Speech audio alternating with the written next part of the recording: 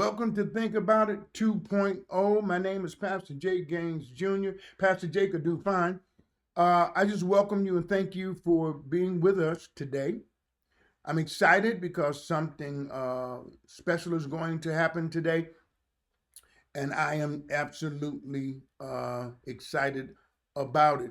Per usual, I ask that you would subscribe, like, share, hit that notification button so you're always aware when something comes out. We're going to do something today that's dear to me.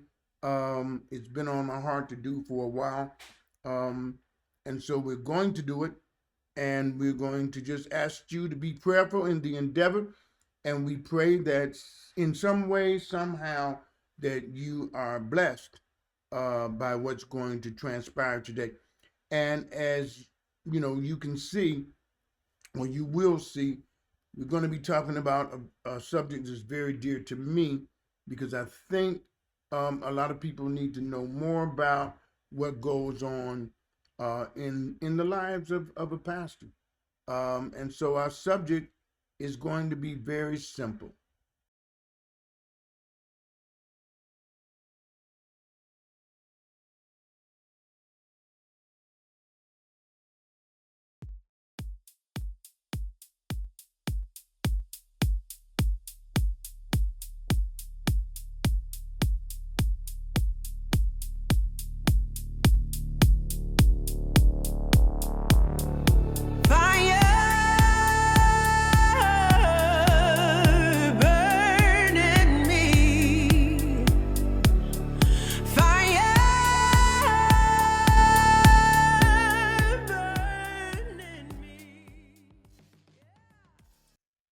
All right, we're back and we're excited, and I guess you can probably see this guy next to me. Handsome guy.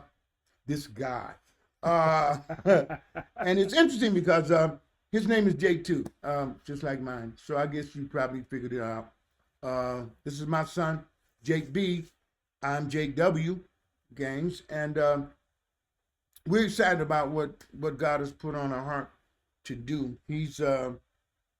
He's all for it, open, honest, straightforward about some of the things that we're going to discuss in terms of being a pastor's child and some of the struggles that can come about.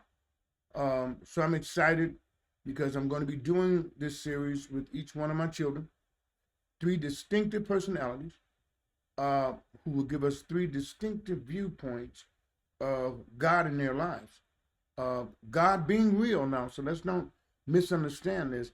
God being real, but we do need to understand that even as Christians, nothing is perfect. Nothing is just set in stone to where everything is just, always great. And we need to be able to deal with that and understand that and realize that because God is still good. So I'm just happy that you're here, son. Yes. Finally. Huh? Finally. How long you been doing this podcast? A year. Oh wow, a year. A year. Well, A year. well, See, this is what happens when you get big time. You know what I'm saying? Stop. I'm not gonna do this. The kids come on after a year. I'm not gonna do it. This is my first interview right here. Yes, and of course you started with the best. I started with you because I was visiting you. You started with me because I'm your favorite. See, here we go. Here we go. My sisters will see this. They've been denying it for years, but I'm the only boy. I started with you because I'm his mirror image. Okay, here we go. Okay, I'm not going to do this with him. There are things in the lives of Christians that are real, that transpire, and it's kind of funny because you want to get into it. You want to give it some kind of foundation. Mm-hmm. So how old are you now? I'm 43. Okay. And get this. I remember when you were born. Bet you didn't know that.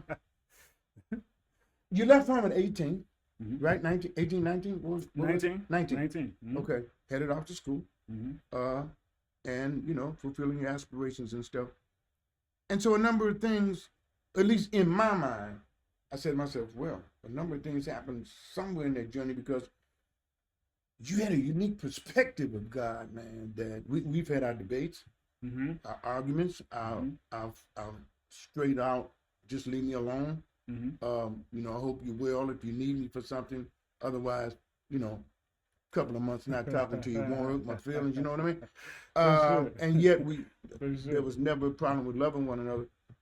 But you had an interesting perspective about God that caused me a great dilemma. I couldn't figure out how. So let's get into what was your beef? Or is beef the right word? Can I use that? Yeah, absolutely. Word? Can I use that? Absolutely. Okay. What was your beef with God? Lack of control, man. Lack of control. Lack of you having control. Lack of me having control. I hated it. It's funny, you tell the story all the time about me leaving for school. And that had a big part of that, played a big part of it. I have always had problems with authority since childhood. I have had from my parents to bosses to God. It didn't matter. I hated authority. Don't tell me what to do. You know what I'm saying? Like when I was a kid, it was, you know, it's fine, it's whatever, your parents, you know what I'm saying? Once I got older, like, bro, don't tell me what to do. So this is crazy. I'm gonna try to tell this story real quick. So when I left for school, me and my dad had probably the biggest falling out we had ever had. And it wasn't like no huge blow up or anything like that. I was 19 years old. I was a year removed from high school. And my dad, you know, it got to the point like, okay, man, you're a man now. You know what I'm saying? You graduated. You know, it's time for you to get a job. I'm like, bro, in my mind, I'm like, all right, yeah, you know, I'll get one when I, you know, whatever, when I feel like it, you know what I'm saying? In my mind, I was like, bro, what I need to get a job for, I got you, you know what I'm saying? Like, I ain't have no, like back then, this is 2001, I ain't had no real expenses other than I needed some gas money every now and then and money for my haircut, you know what I'm saying? So I didn't have like crazy expenses. So I'm just like, bro, like, get a job for what, really? You know what I'm saying? Even at the time, I understood what he was trying to instill in me, but I wasn't trying to hear that. Like, bro, I get a job when I feel like it. So every few days, you know what I'm saying, he'd come, bro, you need to get a job. It got to the point where I'm like, bro, like, leave me alone. Now, you know what I'm saying? This to yourself. I'm still here, ain't I? No,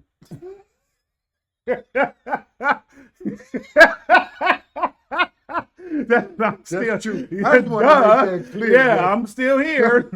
I am still breathing. I am sitting next to you. Yes, I said it to myself. I'm no fool. So you know, I'm just like, man, just leave me alone. Like, I'm gonna get a job when I feel like it, whatever. And then I don't know, one particular day we had gotten into it, and me and my dad didn't talk for 2 days. 2 days straight, living in the house. And it was the first time that ever happened, because my dad's my best friend. You know what I'm saying? Like, this is my guy. You know, something like that at that time was unfathomable, right?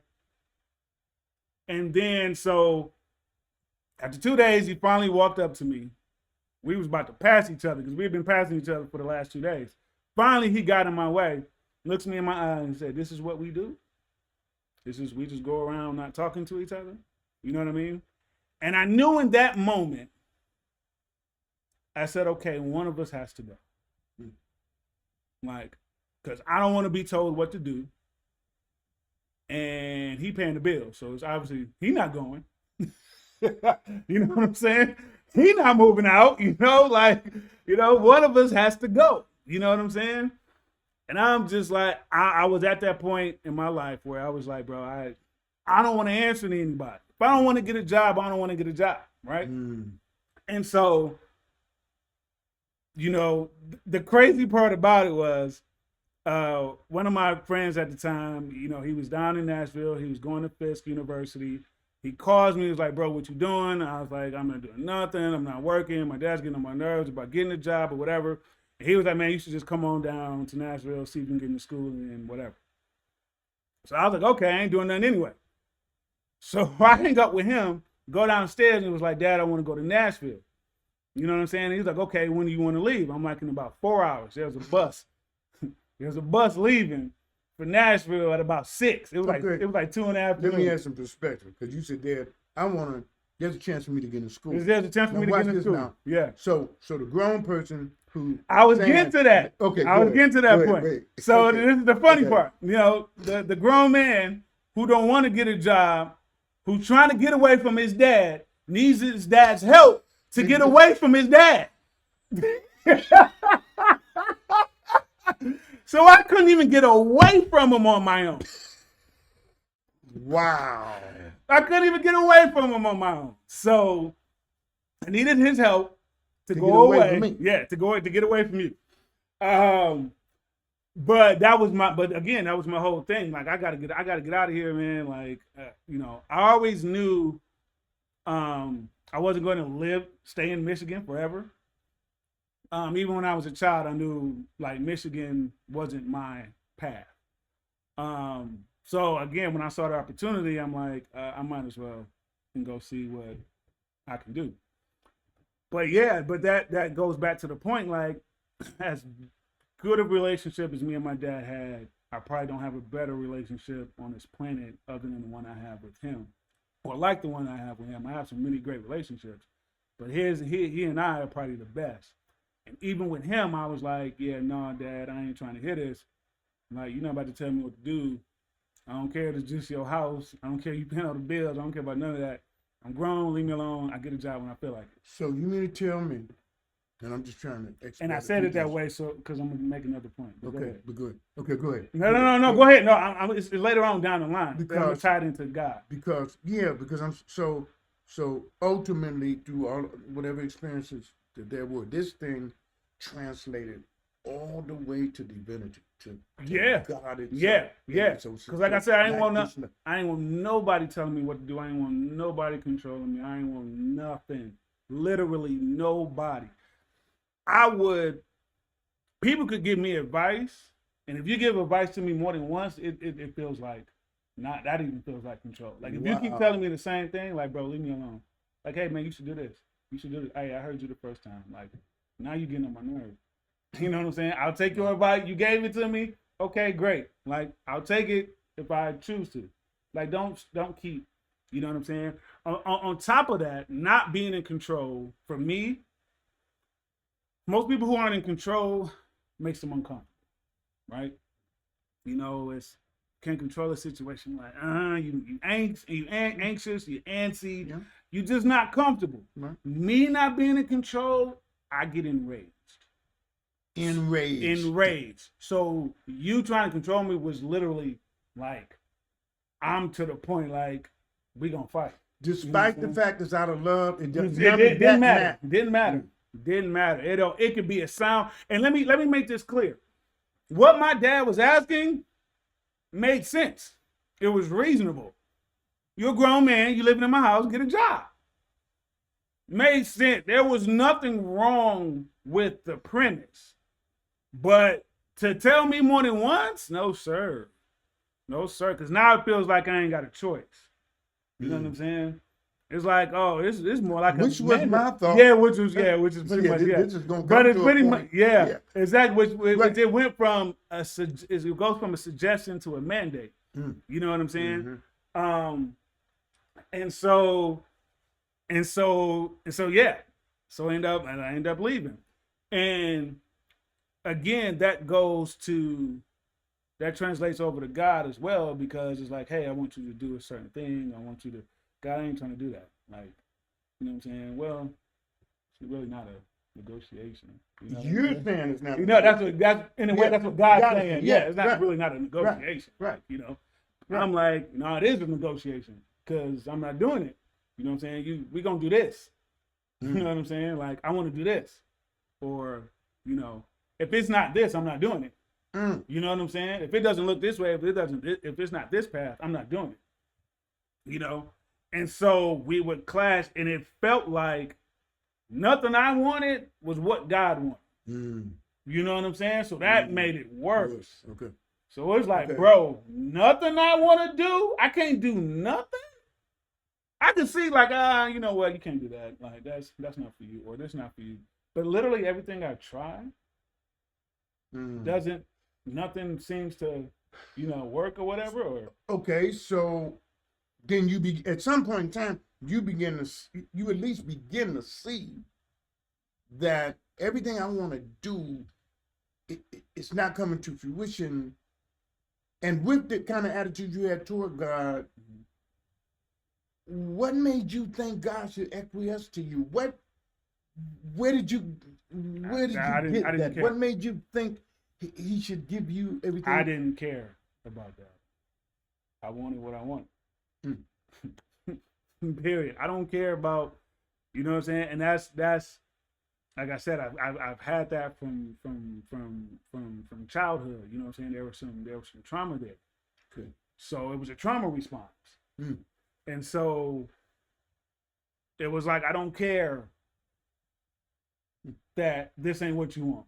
You know what I'm saying? I don't care what plan you have for me. I don't care. I genuinely, like, it ain't even like, you know how people are like, oh man, I don't care. No, it was like, I genuinely don't care. Like, this is what I want. Either do it or don't. If you don't do it, then I don't have no use for you. Wow. Okay. You know what I'm saying?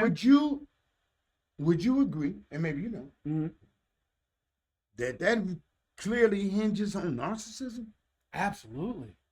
I do now, but then I didn't. Because I mean, when most narcissists don't really. Yeah. You know what I'm saying? Exactly. They don't, Yeah. ain't nobody thinking about that. You know what I'm saying? No narcissist truly thinks about that. But at the time, I didn't care. I genuinely didn't care. When I look back on it now, I'm like, Jesus. But you knew God was real. You knew he was real. Yeah. You knew God was good. Yeah. You knew. I knew all of this. This was the problem. You know what I'm saying? Since you good, why you can't do this, my boy? You know what I'm saying? What we doing? It's I hear all this, asking you shall receive. You know what I'm saying? Like this is where I was saying I would get to the point where I would mock God, I would curse God. I would literally mock him. Like, oh, you said in your word, asking you shall receive. You know, I ain't giving no context. Yeah, exactly. I'm just being I'm being an a-hole at this point. See, we being real, I know what I'm doing. I'm being an a-hole. I'm like, oh, ask you shall receive, and it'll be given unto you.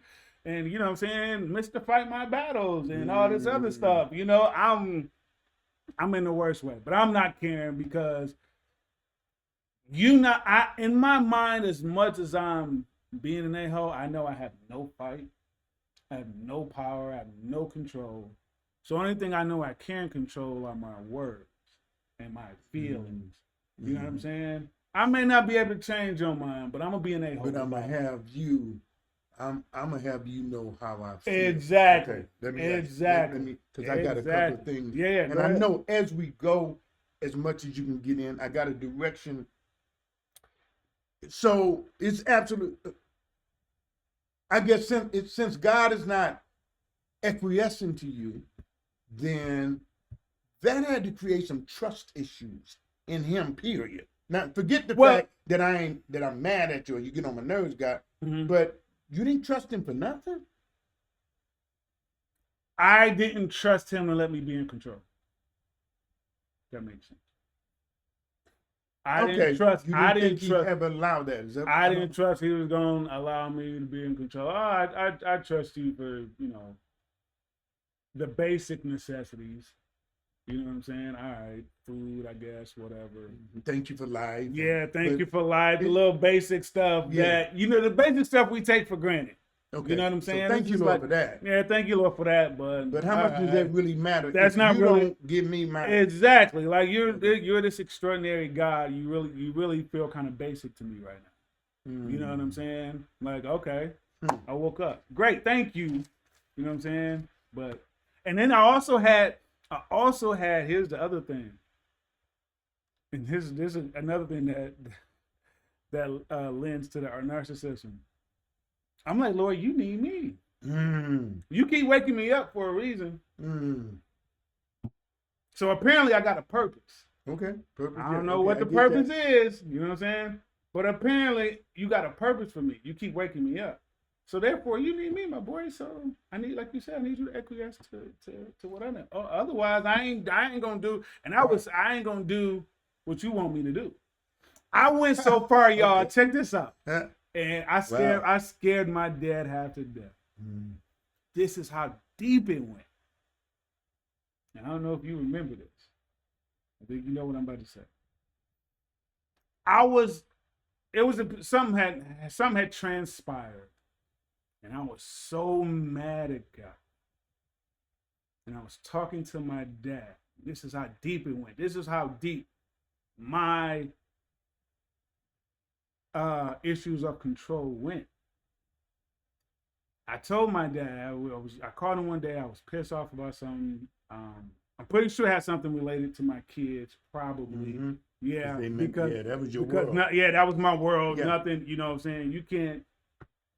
Yeah, that was my world, right?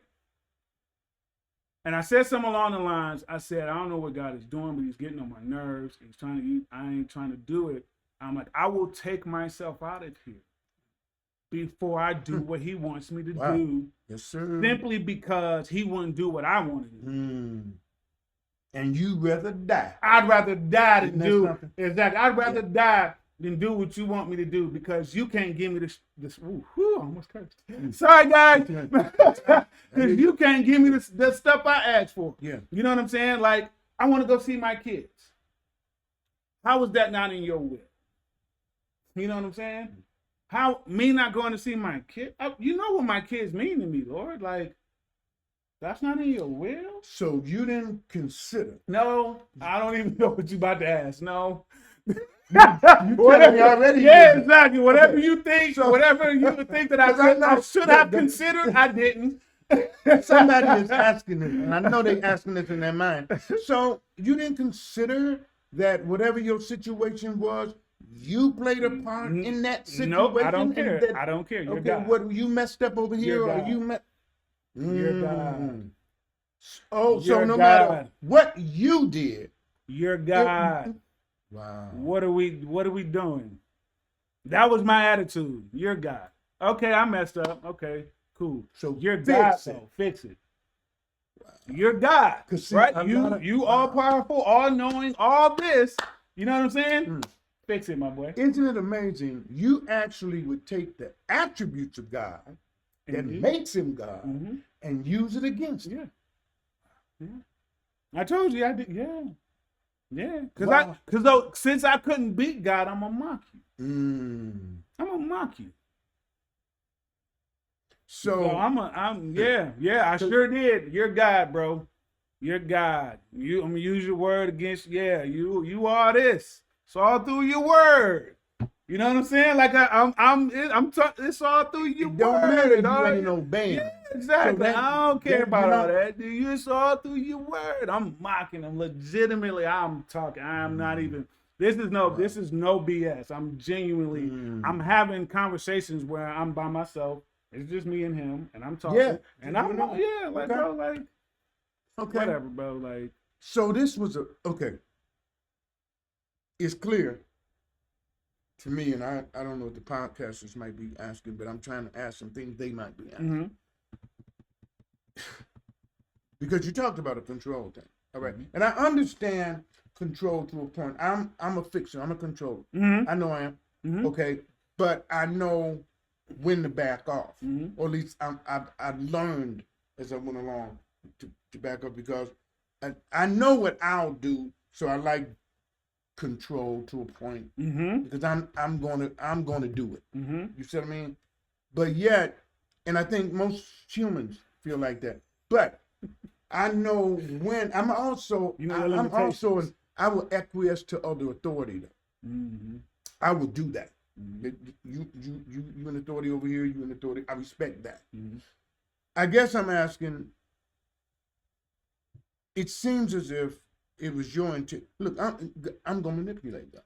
Correct. You gonna do what I want you to do, because everybody else has.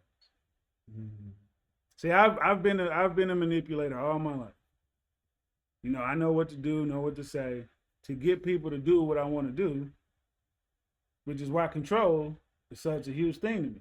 That's why it enraged you. That's why it enraged, making you uncomfortable. It enraged. That's why it enrages you, right?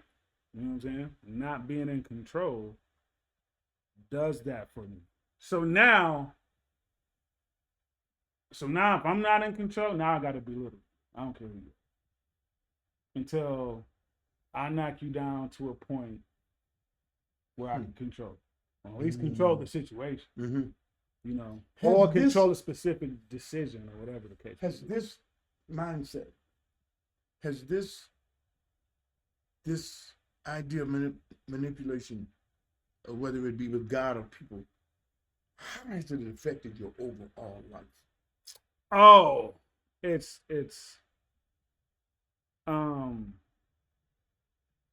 not I'd say it's not it's kept me in survival mode. That's interesting. But it has ruined some relationships for me, specifically with women. It's the worst with women. And so it has ruined some relationships for me. I've broken some hearts, pissed off some people. I'm pretty sure I've had some people write me off. And so even through all that, it's been hard for me for a while to really, I guess, feel a way about it fully, because I've been in survival mode the majority of my adult life. You know what I'm saying? So it was like I had to manipulate him because I gotta live, or I gotta have a roof, or I gotta eat, or something. You know what I'm saying? If I manipulated, it wasn't just because I just wanted my way. I've been in survival mode. You know what I'm saying? And so it hasn't been fun, because although I may not say things, I know what certain people think about me. You know what I'm saying? I know certain effects I have on people. I don't acknowledge it all the time, but I know, I'm aware, because I'm a very observant person. I'm a very self-aware person. And so now it's crazy because I look back on all that and it's painful, you know, because it's like that's not the type of person I envision myself. Come on, what I'm saying? Wow. And so yeah, like when I was a kid, I wasn't like, I'm gonna grow up and just F people up, mess people over. And so because the Lord has been working with me, now that what I once used to be indifferent and or proud of, I'm now ashamed of. And so it's like, that's not, you know, that ain't, like I said, that ain't who I wanted to be. And so, yeah, so as it relates to, you know, relationships, it's taking its toll on some, more than others, but, you know, trying to be, you know, overall just be a better person for sure. Did you feel pressured as a pastor's kid? God, no, that's one of the things I always appreciated about you. It was never like, oh, you have to be this certain way because I'm Pastor Gaines. It's just like, dude, you gotta be a certain way because you're a human being first. You know what I'm saying? Forget Christianity and when, you know, Christians are supposed to be a certain way, act a certain way. You know what I'm saying? Yes, that is true. But you were never like that. It was just like, dude, just be a good person first. You know what I'm saying? Just use common sense. You know, like you would always say, like, don't mess up my name. Don't be out here doing stuff you know you ain't supposed to be doing. You know, so not you've never. I think other people have. I ain't gonna say put pressure on me or tried to put pressure on me because they wanted me to be like you. You know what I mean? But you were never like that. You know what I'm saying? You never say, oh, you need to follow my footsteps or, you know, you need to act to be more like me. Nah, you've never done that. So I've never felt that pressure like, oh, I have to be a certain way. You know what I'm saying? Like, I'm going to be what I'm going to be. But it's not like, oh, you got to be like your dad. You know what I'm saying? I've never felt that from you or any, yeah. You said something, and if you don't remember, we won't even get into it. Mhm. You said something to me, I don't know, 15 years ago. Mm. You may remember. You may remember it just because of the impact it was. But I said, I asked you. I said, man, why did you never come home? Why Yeah. did you never come home? Man? Yeah. You know, because even when you went off to school and to build your life, I always thought, 5, 10 years, you're gonna come back here, but then you ultimately to honor that I want to stay south. Okay, so I get that. But I remember asking you long before we got to that conversation. I said, man, and you said to me, you said, I never wanted to live under those kind of standards. Yeah. You said that I didn't want to live under those standards. Yeah. I didn't want to. It was the structure and the discipline I didn't want to live on. Because again, that means I'm not, I'm not in control. If I want to mess my finances up, I want to mess them. You know what I'm saying? If I want to buy a shirt, I want to buy the shirt. You'll be like, nah, man, you don't need that. I do need it. Well, maybe I don't need it, but I want it. You know what I'm saying? You take that $20, put it here, son. Put it there. Put it towards this. Put it towards that. That's what it would have been like. So it wasn't. I didn't want that, bro. I didn't want that. Nah, man. So you didn't want any parameters. No, that I didn't create. No, don't parameter so me. You didn't have to stop at a red light. If there wasn't a penalty, if there wasn't absolute danger, no. No, don't put nothing. Don't put a stop sign where you don't think one should. Nah, that's stupid. I don't stop at stop signs to begin with. If ain't no cars around, I ain't stopping.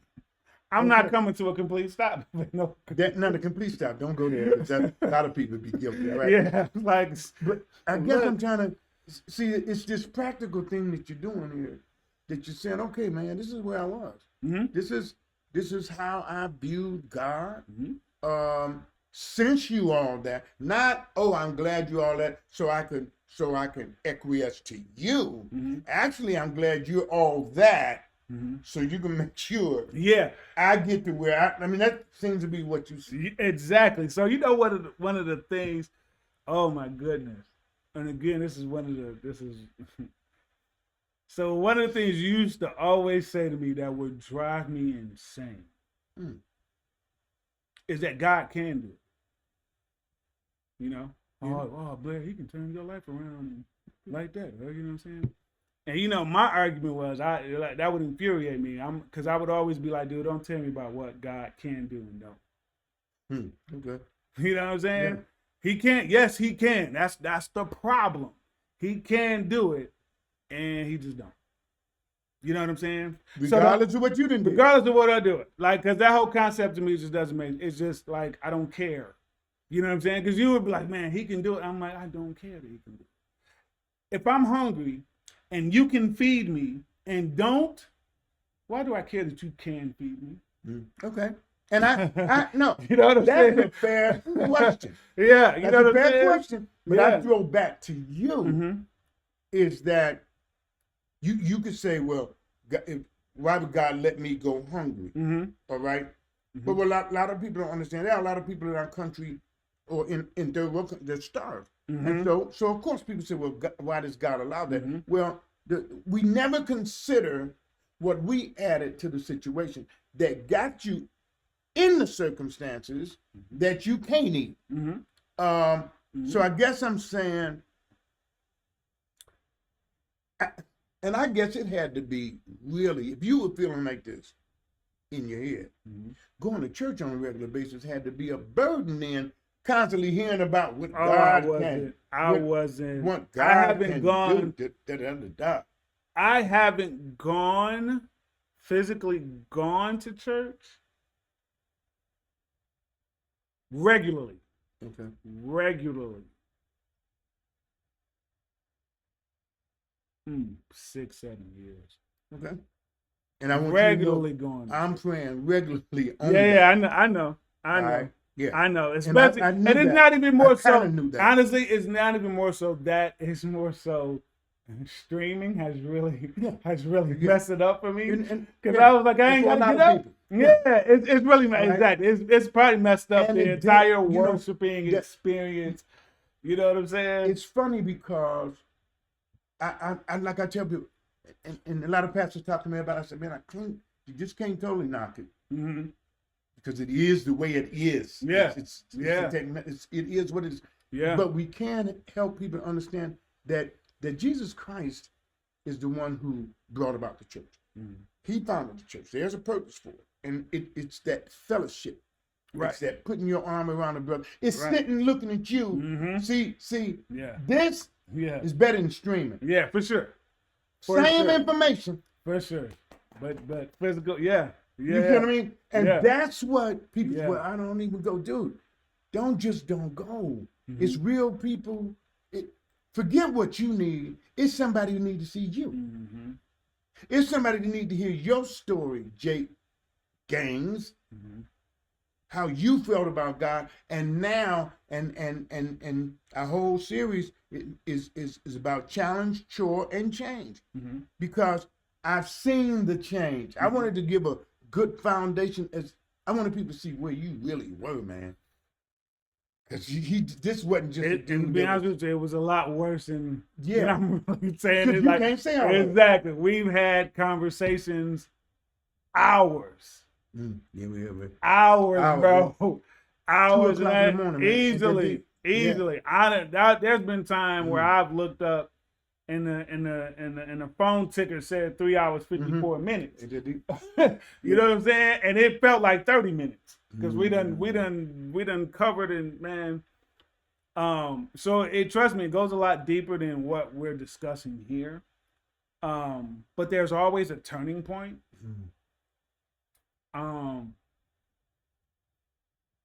And mine came for me a couple years ago. I don't. Let me not get ahead of you. Was there any? Go ahead. No, I'll get you. Go. Okay. Yeah. Where something personal happened. Something happened to me in my personal life that just completely flipped and turned my world upside down in that moment. And at that time, I was like, Lord, I can't feel like this again. Like this is. I ain't never felt emotional pain like this. You know what I'm saying? And I've had some close people, died of me, grandparents, aunts, uncles, all that good stuff. But it was more so, hey, it was their time type thing. This one was sudden. And it was painful.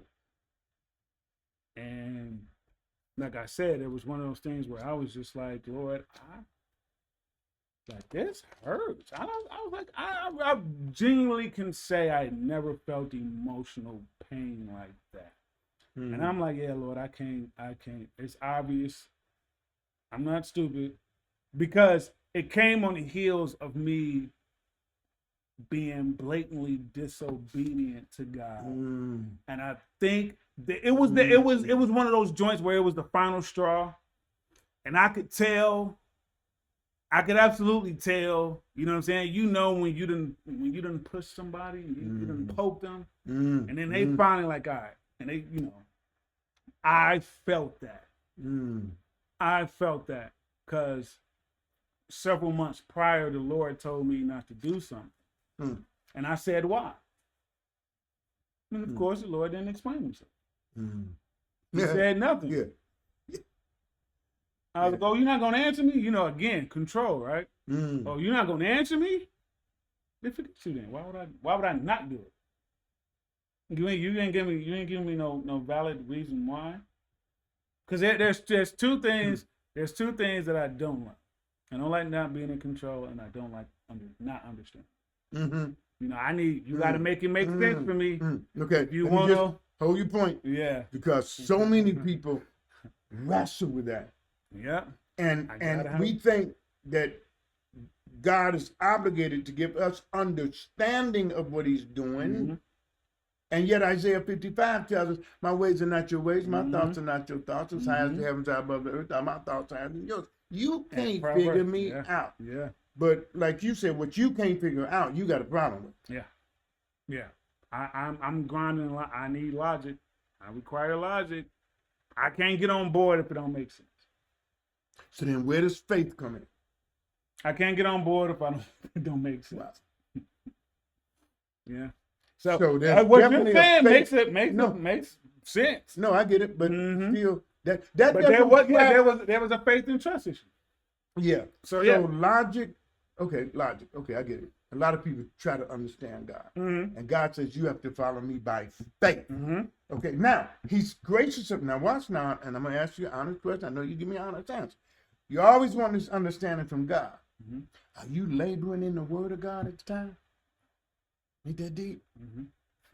But He gives us clarity through His Word, so you want understanding. But even that, you want it your way. Okay. I wanted all these things with absolutely zero relationship to God. Just give me the benefits. I think you preach about it all the time. I just be wanting the benefits, bro. I ain't trying to read. I ain't trying to go to church. Just bless me to do what I want to do. And like I said, when I need you, I call you. That is how millions Yeah. and millions of Yeah. people, Jake, see God. Yeah. Yep. I Because ain't gonna otherwise, read. exactly. So 'Cause then, how otherwise- do you expect it doing then? If you're not gonna read His Word, you didn't care about I knowing didn't it? care about knowing. Just Just just the benefits. Because that's how I went through it. Just the benefits. I don't care, bro. Like, I'll read it every now and then. If I read this word, are you gonna give me what I want? You better shut up. That's how I was. Yeah. All right, but Lord, if I get in this word, Mm. I'm expecting my dreams and aspirations to come true. Oh, they didn't come true in 2 months. What am I reading for? Mm. You want me to just read to read? Like, I would on God, I would read or watch a sermon and expect cool points. Yes, sir. I expect credit. Yeah. Yes, Lord, sir. look what I did. Yep. Went to church. Looked at you. Yeah. You see what I did? Yeah. You see what I did? I got the message, Lord. Hey, that was deep. That was deep. So this dream, right? Okay. Yeah. So you talked about this experience that really hurt you. Did it ever occur to you that God was allowing you to experience what you had dished out? Yes. Okay. Absolutely. Absolutely.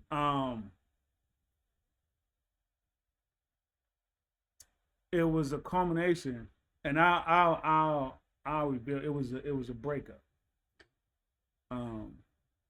With a woman I love deeply, with a woman I was in this relationship, and I'm acting in ways I don't normally act. And I was putting my heart and soul into it because I really love this woman, right?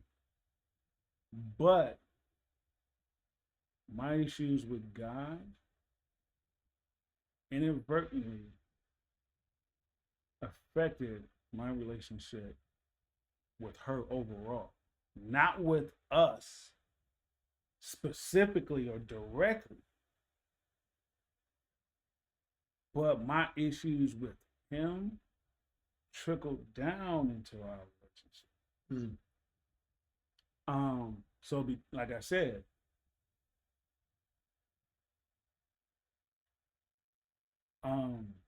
he told me not to do something. I did it. I do what I'm doing. And from that moment that I decided to do it and commit to it, that was the exact moment of the relationship. And I knew then. So you were after him. Okay, let me. God told you not to do it. And it was so simple. It was just something. It wasn't even nothing major. Wow. It was something But basic. just so you could show him, I'm gonna do what I want to do. Yeah. It impacted over here. Oh my! You wasn't even after her. You after him. You gonna show She him. really had no issues at that time. Wow. The issues began because after that happened, it almost really became tunnel vision. because I locked in on this is what I need to do. When God was ultimately telling me this, you need to go into a different direction. But I'm like, nah. And so I'm even angrier because like I'm like, this is what I want to do, and you not blessing it. So now I'm pissed at you. Over here, And my I'm gonna show relationship. you. I'm gonna show you. And you And my destroy and something I'm over gonna here. destroy something over there. After him. Going after him. Going after him. Good God Almighty. Going after him. How many times I wondered has that happened in people's lives and we think God yes. You know, it's funny, but God want to be in control. Dude, God is in control. Yeah. The point is Yeah. that he allows us to make some good decisions in our lives. He allows it. And even if he does that, he can still control the outcome. Yeah. But he says, hey, I'm gonna let you make some decisions. But watch this now. I think, and this is important for you all watching, because I wonder how many times people have gone after God. And you can't win. And destroy so much over here that you love. I'm just going to show God. And then destroy. So you say that really hit you. That hit me. And what was crazy was, like I was saying,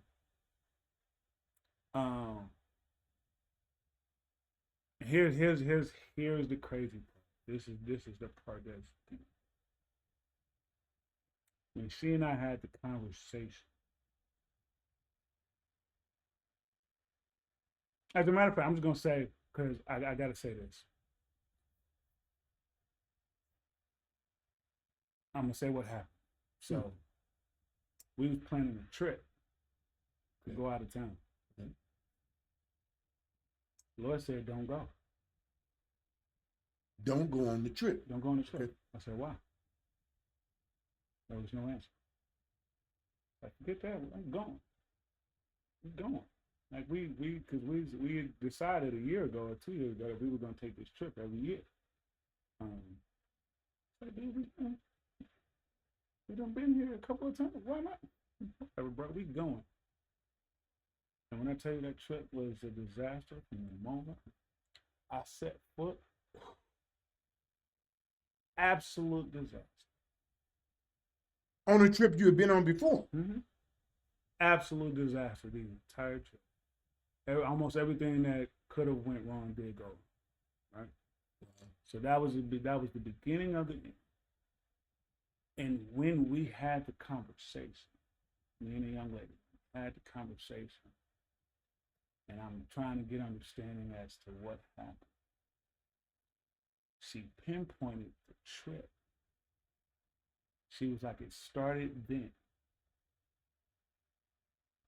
And as soon as she said, it was in the text. As soon as I read it, the Lord said, I told you. Good God Almighty. And I broke down. I broke down in absolute hysteria. Because honestly, at that time, I didn't know why everything was going, why everything was failing. Like, it was just, I'm like, what? I didn't know what was going on around me. But again, I'm still in this battle. But I don't know why all of this happening like this. As soon as she said that, brother, I just dropped my head and started crying. And because in that moment, I didn't consider that. Yes, sir. And so when I look back, I was like, that is when it started. And I was like, that fool told me not to go. And I was like, okay, can I ask you something? Yeah. Would it be safe to say that in a lot of your decisions, whatever they may have been, whatever they may have been, whether it's a relationship, your children, your parents, whatever, could it honestly be said that in most decisions in your life, you didn't consider anything but you? Correct. Yeah. Yeah? Easy. Oh, yeah. For sure. And Even in times when I thought I was considering other people, Mm. it was probably in relation to how I felt or Okay, how it because would make me feel about it. yeah, because I remember something you told me too that we argued about, debated about, and you said, you know what, that even when I do something good, it's got to be something in it for me. Mm-hmm.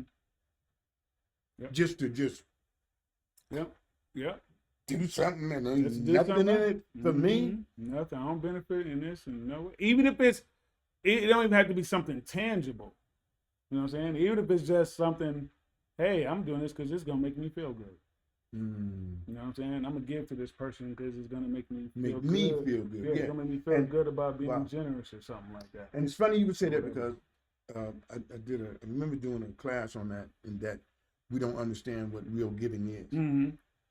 And even if, when you give, so it makes you feel good, that's not actually giving. Mm-hmm. Right.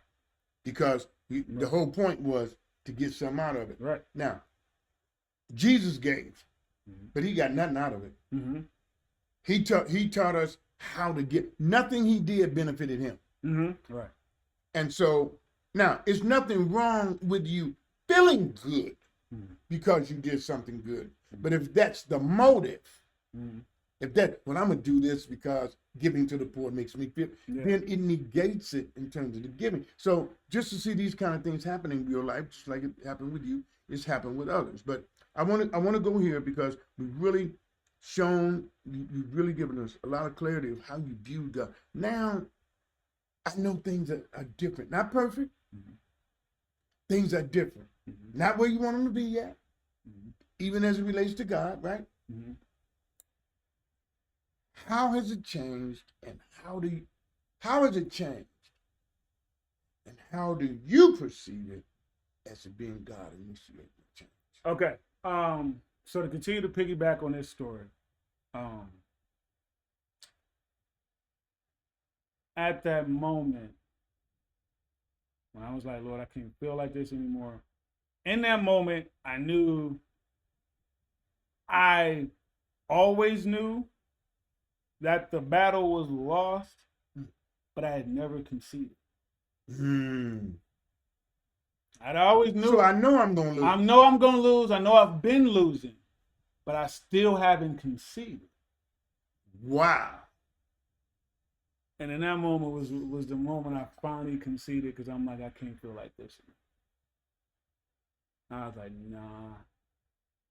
I have broken many hearts in my life. You took the thought out. I have broken many hearts. But now yours. And I was like, this is what it feels like. Go on, man.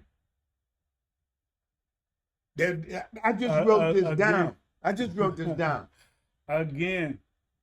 So you will experience what you used to do. Yeah. Wow. And I was like, oh yeah. I was just like, oh. I was still thinking about myself, but I'm like, this is what I've been doing. So I'm like, no, I ain't trying to be remembered for that. Like that ain't. And because I've been in survival mode so long, I feel like I haven't always been the correct representation of myself, or I guess the person I know I really am. You know what I'm saying? Because even during that time, I was mean. You know, I'm not a mean person. You know, that's one thing people would never.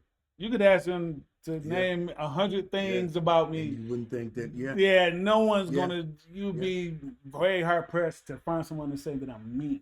And somebody you were with, that I got to know, told me that. Many years ago. Yeah, it was me. And I couldn't. It was me. And I was mean. I was mean. She said you have sure. no idea how mean yours. I said, Blair, me. I said, now exactly. he got a lot of fun. And she said, you have no idea. Admittedly, I was mean to her. Now, mind you, we're not talking about this. It's two different women. So that's a nice little wake of women that I've left heartbroken, but yeah, her I was mean, and I even admitted that to her ultimately. It's like, yeah, I was like, I've never been a mean person, but I was mean to you. But to tie all this, to tie all this in, I said, Lord, I can't feel like this. You know what I'm saying? And I called this guy, and I explained the situation to him, and I was telling him, I was like, Dad, I'm about to go dark for 30 days. He didn't know what that meant. It freaked him out, of course, which I was basically saying, no communication. I was like, I'm going to give the Lord 30 days. He got 30. I was like, I'm going to give the Lord 30 days. I'm going to commit just to him. I ain't going to rely on nobody else. I'm not going to talk to anybody. It's just going to be me and God.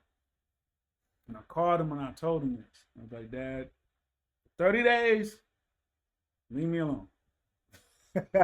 Pretty much. It's like, Dad, I was like, don't call, don't text, don't send me money, nothing. Like nothing. For 30 days, I'm gonna see what the Lord got. I'm gonna trust solely on Him.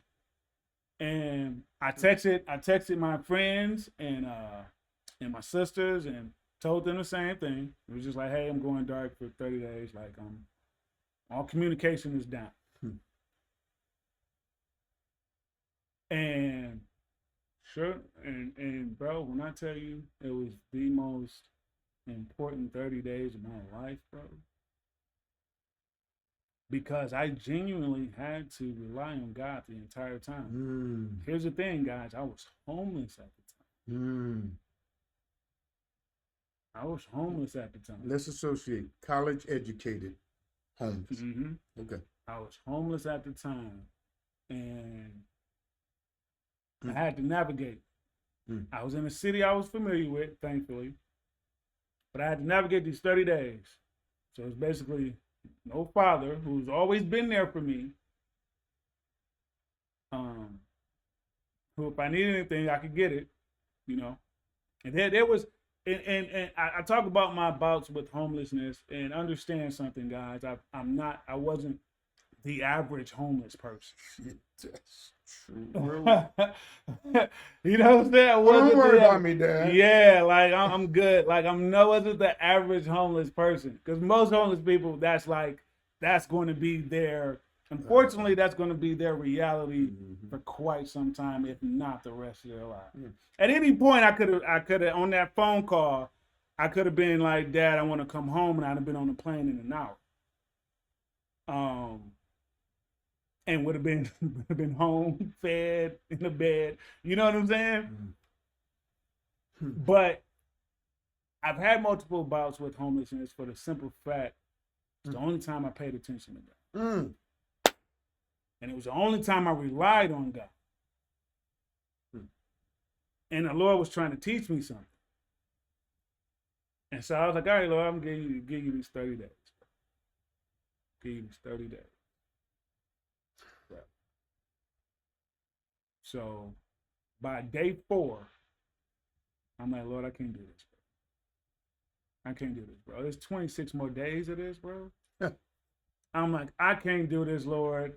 Thought I could. I can't. I'm hungry. I'm tired. You know what I'm saying? I want to shower. All this stuff, bro. And the Lord said something to me that just changed, that flipped my mindset. And I was like, all right. And it did. It literally flipped my mindset. I started reading my Bible every day. What did he say? That I'm not going. It's something. Okay, it was something he said. Okay. It was for me, specifically for me. Okay. It was something that to help me get through. And so my perspective changed. So it's funny when you start trusting God, man, and you start depending on Him, your perspective changes. About the situation, about Him and the situation. Okay. So mind you, It went by day 4. I was like, Lord, I can't do this. I got 26 more days. By day 10, my whole perspective changed, and it was, oh, I'm 10 days in. Okay, Wow. I'm a third of the way done. It wasn't I got 20 days. I'm a third of the way done. Got to day 15. Oh, I'm halfway done. Wow. Got to day 23. It's a week left. You know what I'm saying? And he carrying me throughout. Now, mind you, there are days I don't win and I ain't ate. But what was crazy was I actually had a job that paid cash daily. Right? So check this out, bro. Nah, wait. Stop. Wait. Nah, cause it ain't about to listen. This is funny. This is how the Lord. One day I'll be able to tell this story in its entirety, and it's the most ridiculous. I promise y'all, it's the most ridiculous story. It's silly. So I had a job.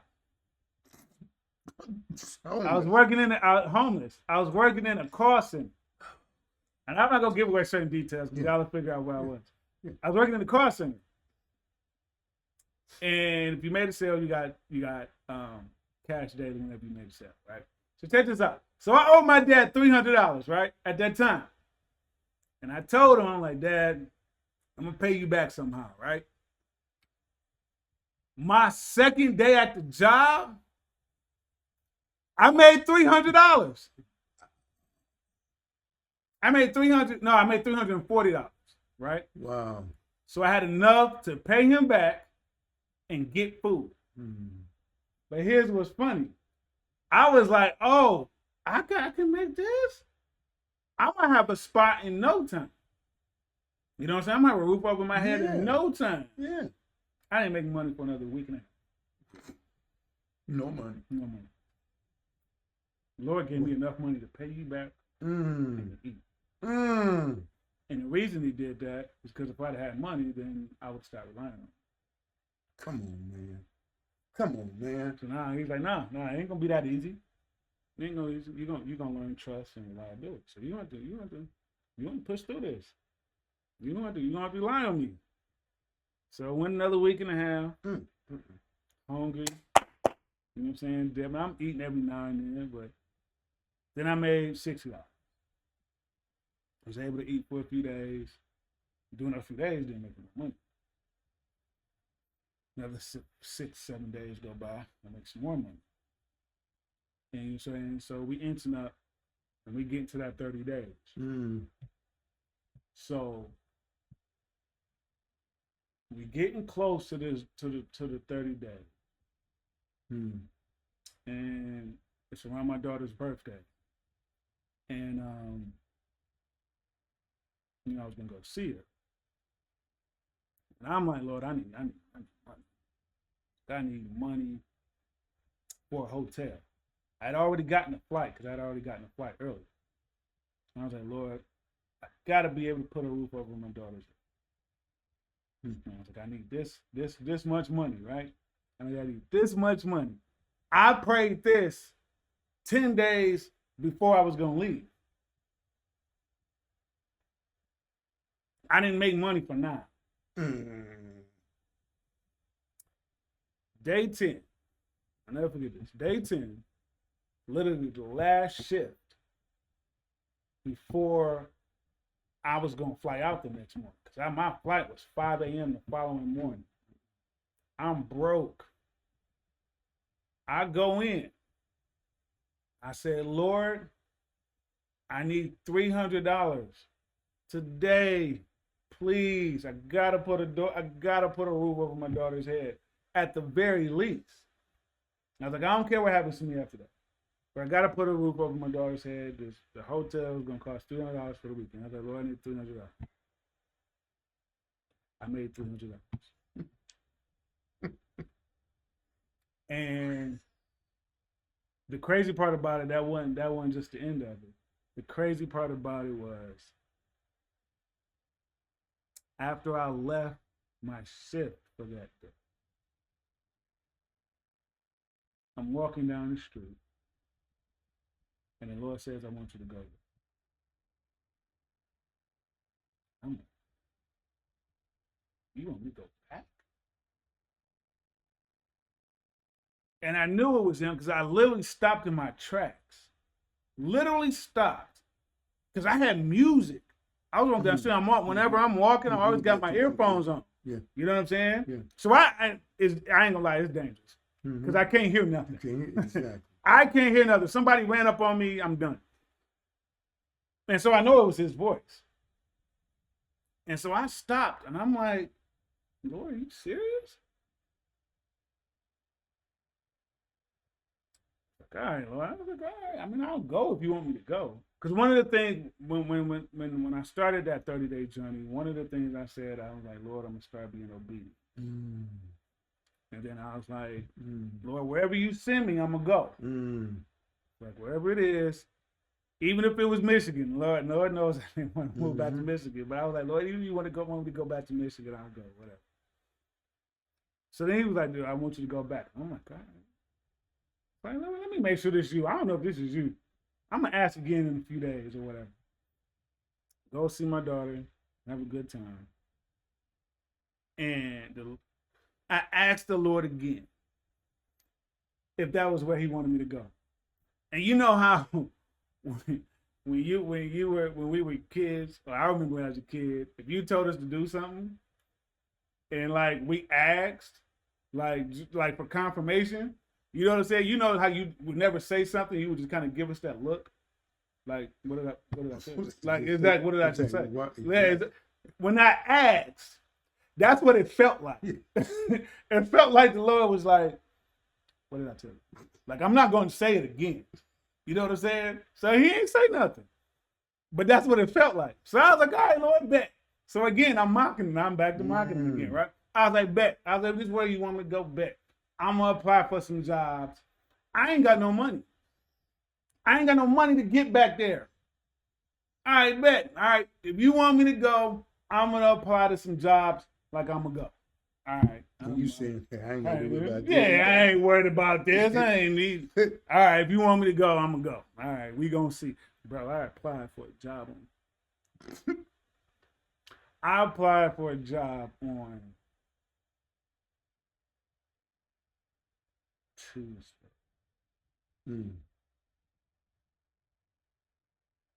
Got a call on Thursday. Had a call with I applied for the job on Thursday. She emailed me 30 minutes. The lady emailed me 30 minutes after I applied. And was like, hey, do you have time to interview? And I was like, yeah, I wasn't doing nothing. Whatever. And she was like, oh, I wasn't expecting you to respond that fast. Can you interview right now?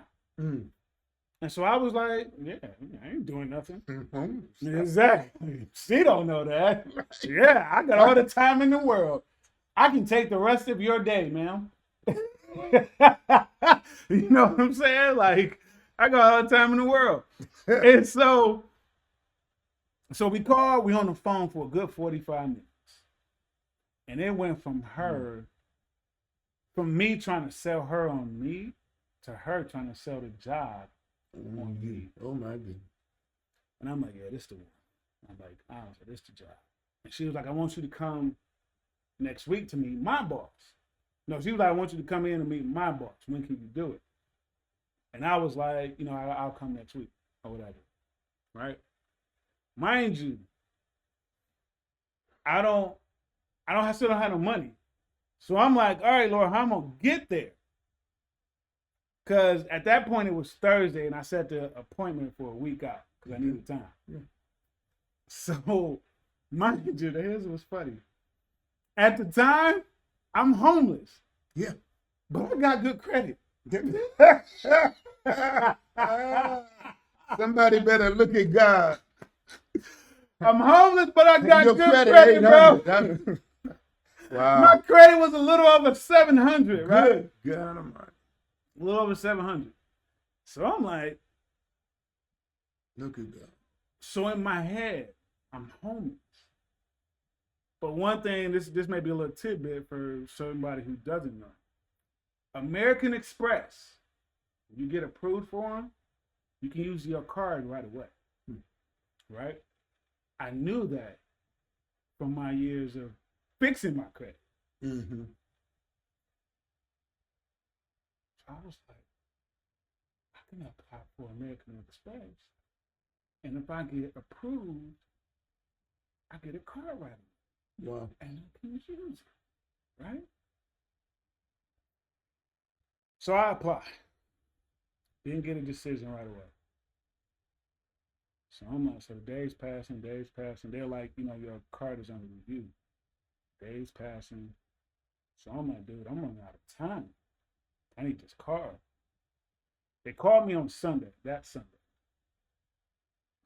And talking to the guy, they said, hey man, what do you, I see you apply for this card. What are you going to be using it for? We gave them my reason or whatever. And they was like, okay, Mr. Gaines, that's a good reason. We appreciate it. You're approved for 6 grand. Homeless. Homeless. Come on, man. Wait, I'm not trying to be, but I have to put that out there. Homeless. Homeless. I got $6,000 worth of credit. Okay, now this is the guy you ain't I've been never mocking wanted and I ain't to wanted nothing. Mocking so all isn't this it? stuff. And I'm saying this All for this this reason, stuff. man. We got about 7 minutes Yep. because I see what it's. I mean, people paying attention. Yeah. They seeing God in all of this. Man. But I homeless Homeless. and what? $6,000 worth of credit. So okay, and I just want to say Crazy. safely, just kind of fast forward to the end. Did we go there, get your job or whatever, or what? No, just wait. This is funny. I get approved for the card, right? So I'm like, okay, can I get the card number? Right? He said, unfortunately, Mr. Gaines, you weren't approved right away, so we have to ship the card. Okay. You only get the card if it's an instant approval, right? Okay. So they was like, okay, we're going to ship the card, but we can put a rush on. He's like, I can't guarantee that, but I'll see what I can do, right? And what day was this? This is Sunday. Is Sunday. Okay. Mind you, the card is going to my ex's house. Because that was the address that I had on file. Wow. All of the credit bureaus. Got you. So I was like, all right, cool. I was like, I'll call it. Like when we broke up, it wasn't like it was a bad breakup, but you know what I'm saying? So it wasn't like there was any animosity. We broke up, but there wasn't any animosity. Okay. And so I was like, all right, I was like, well, when they ship it, I was like, I'll just call and let her know that it's coming. And so Monday goes by, and I'm like, Lord, I still need a way to get home. You know what I'm saying? I can't call my dad and ask for $600-$700 just off the whim like that. You know what I'm saying? So I'm like, Lord, you got to do something. We getting close to that time. Monday goes by, Tuesday goes by, Wednesday goes by, nothing. I have no prospects. American Express didn't call me back. I don't know if they shipped the card. None of that. I got to be there on Thursday. This is Wednesday. Wednesday go by. Wednesday go by? Wednesday's going by. Okay. Right? It's towards the end of the day. I'm in the library. And I'm sitting there. It's the end of the day. I'm like, I'm not going to make it tomorrow. I don't have money. I'm not going to make it tomorrow. So I'm down, to be honest with you. I'm sitting there. The Lord says, watch this sermon. This sermon from Sunday. I was like, Lord, I'm not in the mood, bro. I'm going to hold you like. I thought this was going to work out. It's not. I'm really not in the mood. And literally 30 seconds after that, the Holy Spirit convicted me because I was like, you know what, Lord? I did say I was going to start being obedient. Okay. I said that. Okay. So I watched the sermon. And I'm watching it. And the guy who was preaching he had made some points, some good points. But it wasn't nothing like I ain't never heard of, or it was just a good point. But one of the points he made that I kind of glossed over was the one that I needed. Because he made other points. I'm like, the other points were better than the one that I received. But it's the one you need. But it was the one I needed. Because, and I'm paraphrasing. I wish I could remember exactly, but it was something along the lines. People think you need, you need big faith for small miracles or something like that. Something along those lines or whatever. So I was just like, okay, whatever. So the next morning, the day I'm supposed to have an interview with the reason.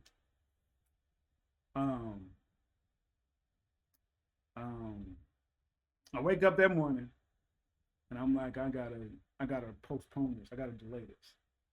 I'm about to tell him myself. So I called who was going to end up being my boss. I'm like, look, I had an emergency. I ain't gonna be able to make it. Can we delay it till tomorrow? And she said, that's fine. That's, take care of what you need. I take care of. Cool. This was like 4 in the morning. Cause I'm still on the West Coast. So it's like 4 in the morning. Local time. So I'm like, all right. So, I get up, go to McDonald's, sitting there having breakfast, right? I get an email that says, your card is out for delivery. I'm like, what card? And then I see at the header, it says American Express. It's like, how is my card out for delivery? I haven't even gotten the email that it was shipped. How is it out for delivery? And so I'm just like, all right, whatever. Hey, no way. I'm like, no way this card's out.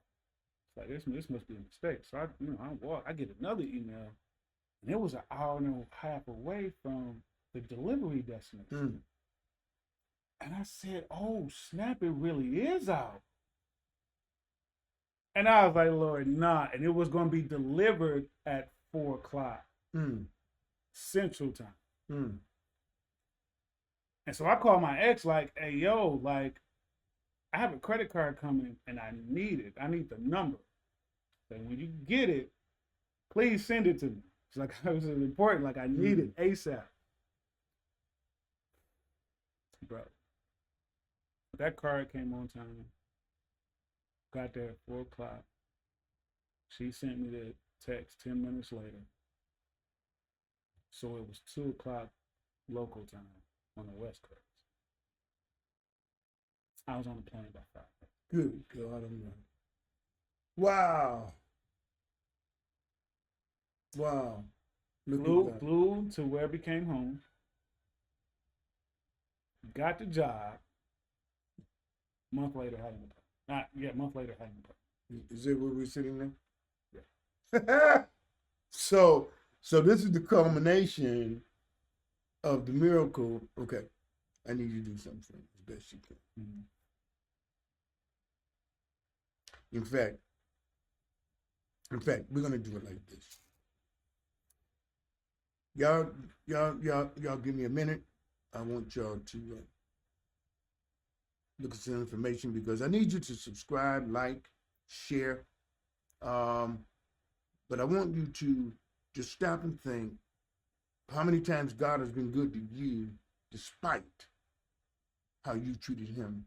And at what point do you think that we need to consider that and say, Lord, you know what? It's time for me now.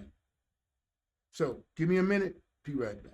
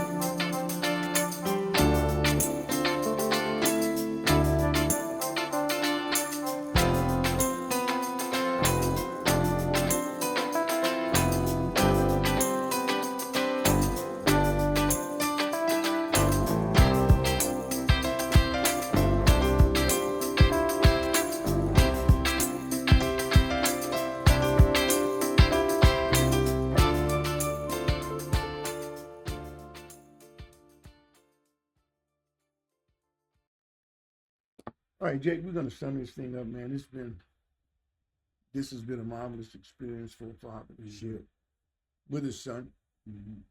Um, you know how much we love each other. Sure. The differences we've had, it's never, it never affected that. From a father's standpoint, I'm watching God changing.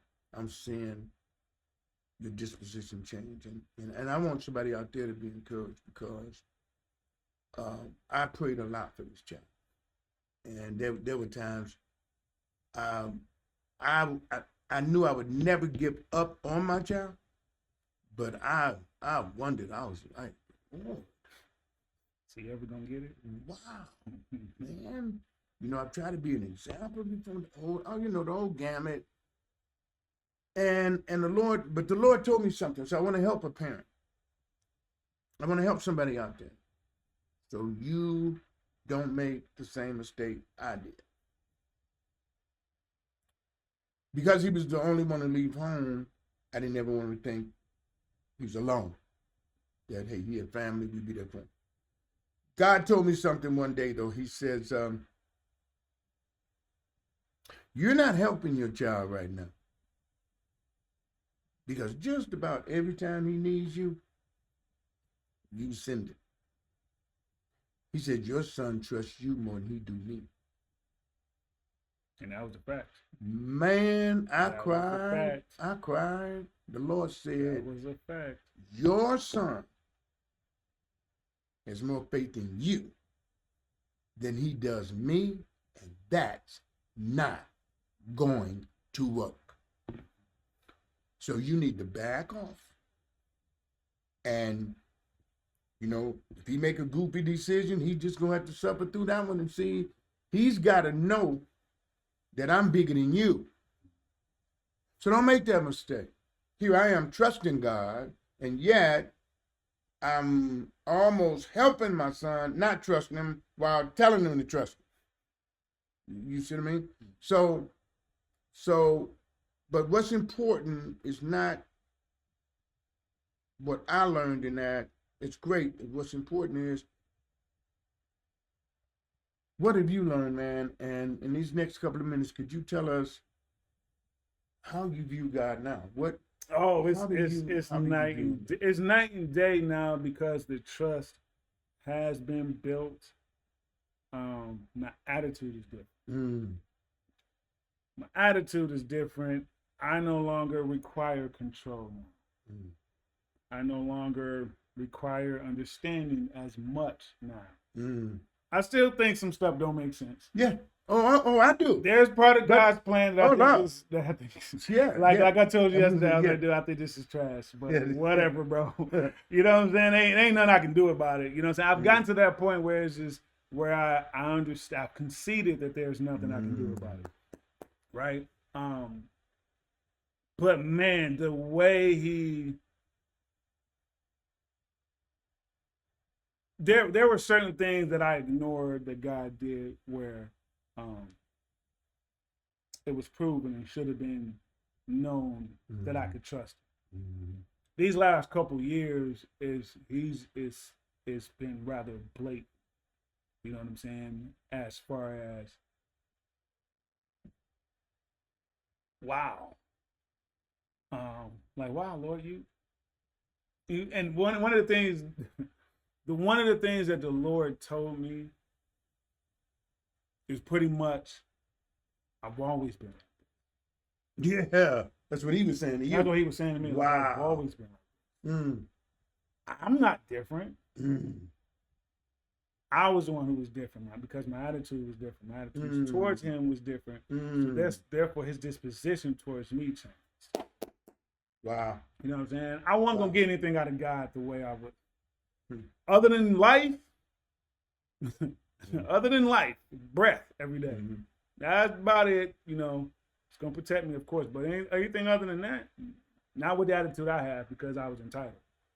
And I've held that. I've always had this entitlement, this sense of entitlement from when I was a kid. And so my trust level is here now. Where before, I can't even lift my arm to where it was. You know what I'm saying?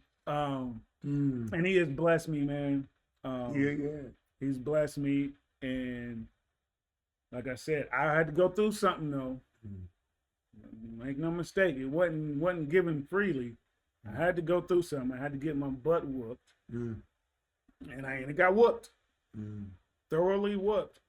And if there's a message that I could give, there we go. That was my. If there was a message that I could give the listeners, is if God wants you to do something, just do it. I don't care what it is. Ain't that what Nike said? Yeah, that's exactly what Nike says.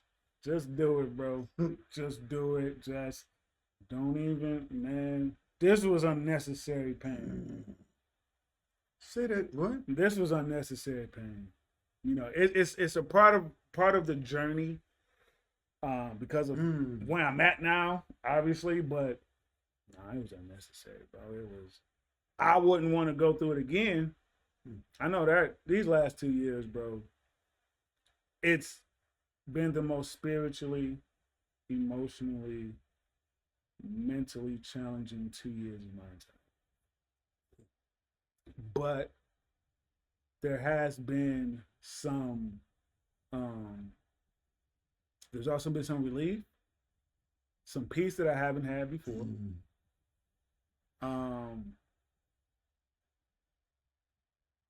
And there's also been some gratification because I'm not what I was 2 years ago. Yes, sir. Thank you, Lord. Thank you, Lord. Yes, sir. And so I can see what the Lord is doing. Here's the crazy thing about it, fam. I'm gonna tell y'all. When the Lord does start changing, you notice it. It's actually a really good feeling. You appreciate what the Lord is turning you into, because you're gonna see it. It's gonna be, you may not see the results immediately, but it'll start reflecting in your thought process, because you'll start thinking, man, I ain't used to think like that. Yeah, I ain't used to think like that. That's right. You know what I'm saying? I ain't used to think like that at all. But whatever the Lord wants to do with you, let him do his work and trust him, because you will be better.